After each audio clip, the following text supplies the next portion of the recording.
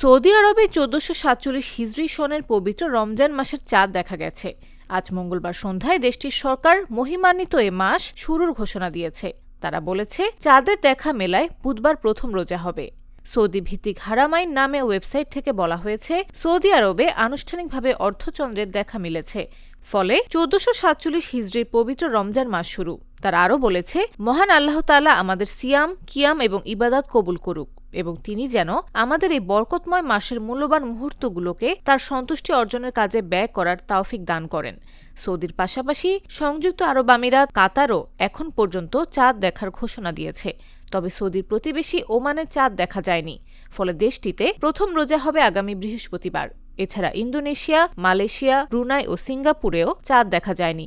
মধ্য এশিয়ার কিরগিজস্তান, কাজাখস্তান, উজবেকিস্তান ও আজারবাইজানেও চাঁদ দেখা যায়নি, ফলে এসব দেশেও প্রথম রোজা হবে বৃহস্পতিবার।